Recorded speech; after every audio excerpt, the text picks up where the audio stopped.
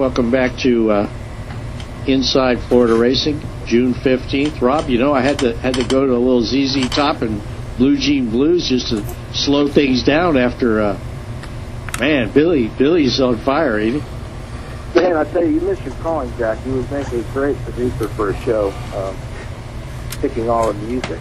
You know, you've really come along with that. I kind of dig it. That's cool. Well, listen. Speaking of digging it. Yeah. Take it, man. Yeah, man, it's time for our karting segment. And, you know, I like to have racers on here that have, not only if they're racing karts now or not, but that have gone on to do other things and done well and ultimately even still stay with karting. And somebody that we've got on the phone with us tonight is Barry Bartlett III. How you doing, Barry? Doing pretty well. How about yourself? We're doing great. Just sitting back on a Monday night, my birthday. Figure if I was going to talk to anybody, it'd be you. Well, happy birthday. Thanks, man. You know, I talked about it a little bit earlier in the show, you know, it's really nice to see the father-son deal between you and your dad. You know, I raced cars when you were a kid. We started racing there at Sunshine when you were a kid, and your dad was racing there, and it's great to see that you've come along and raced. Tell the folks a little bit about how your racing career has gone and when you started and all that. Well, I started when I was 10 at a Tri-City Kart Club out at Sunshine Speedway, and I left there after a bad accident on the oval and went to racing dirt, raced at East Bay and Dirt Devils, and went over to WKA Nationals and State Series. And then we sold the go-karts and got into the truck. Ran all over the state of Florida with the fast car and fast truck series. Had a great year last year. Rookie of the year and second place in points. Now this year I'm driving a super late model out of Charlotte County for Dave and Darla Schwindeman. So it's been a great time. Well, that was a pretty quick synopsis of what's gone on with you. And in between that time, how many years has it been from now till then, from the beginning till now? It's been, 18, or 8. I'm 18 now. 8 years in that span, and you're racing Swindeman's super late model. Now there's somebody else that raced Sunshine years ago, and you know, it's funny how all those folks at Sunshine, they're still racing somewhere, somehow, with their car, even if they're not racing it, somebody else's. How is your late model deal coming? It's coming along good. I've only raced it 4 times, and we finish on lead lap every time, and progressively getting better. I'm still learning how to drive these super late models. Are a lot different than what I'm used to. Yeah, they got the power when you put your foot in it, man. It's when it gets tough there, you sure spin the tires a lot there at Charlotte when you got all that power. Mm-hmm.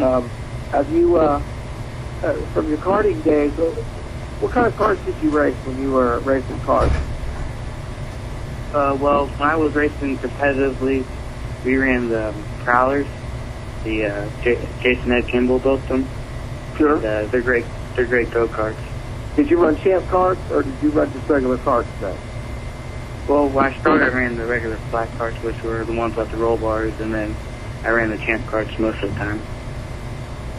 Now, you know, the Soda Champ Kart series that they've got running is really awesome to see those guys, how they've come around and been able to fit right in at the Saturday night racing realm.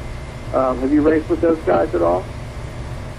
Yeah, actually, my first race back in the go-kart was with the Soda Champ Kart series. I drove one of Andy Wall's go-karts. It's been like 5 years since I've been on asphalt, and that's a great series. I mean, that's probably one of the top series to race in athletic go-karts. You're racing against guys like Dustin Chisholm, Darren Coker, the Fitzgeralds, and Andy Lacera, who just got out. Chad it's a real Dawkins. tough series. Chad Dawkins. I only raced against him once. Over at Citrus. So it must be fun to be able to race all the different cars, you know, and even get back now into a go-kart. What's that been like? It's been fun. I mean, we're struggling since we've been out of it so long, but it's hard to run the late model and the go-kart with the money situation we're in now, especially with the competition. Like, a lot of these drivers are very experienced, and there's not a slow one out there. Yeah, it's like I've talked about it before on the show. You know, it doesn't matter what you used to do.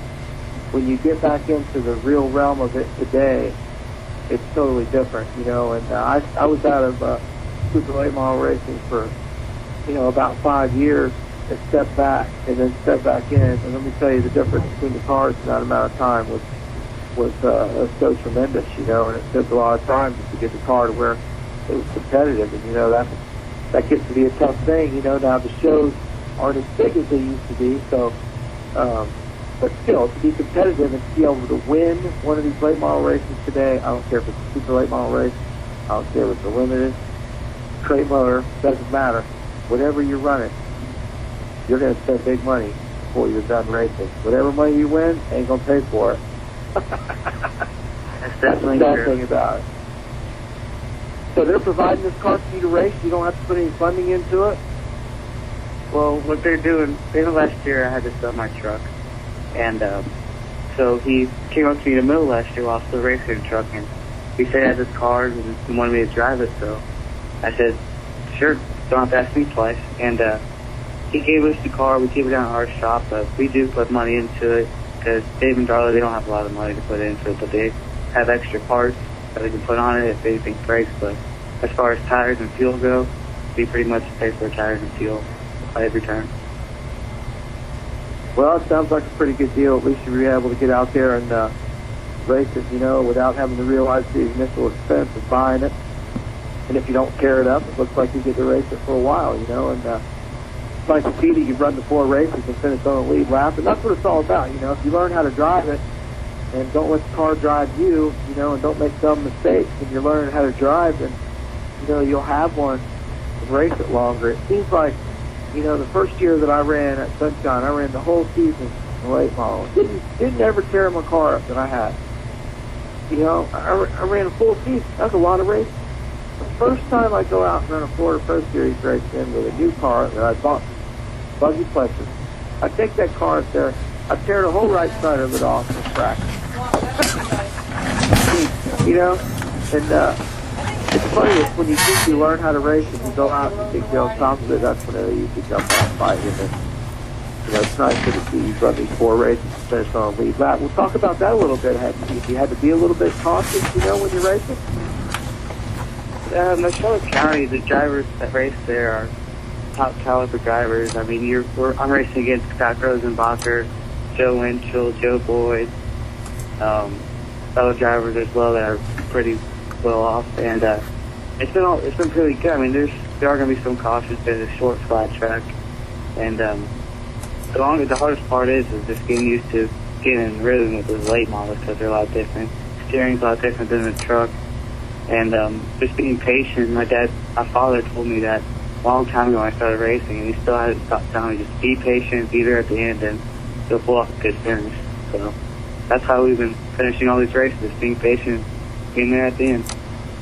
Yeah, you know, I watched you race quite a bit up there at Charlotte. That's where I was running my late models a couple of years, you know, during the last couple of years. And watching you guys up there run and watching you race during the races and seeing you get beat up with that truck a little bit and then come back, you know, and win races. And, you know, and it's always cool when you get to sit talk to somebody. For me, you know, I interview some of you guys that you don't really realize that there's people that watch you out there, and you're one of the guys that I watch because of your father, obviously, because I knew him, and it's great to see you do well in the car, and I hope that you have success in your career.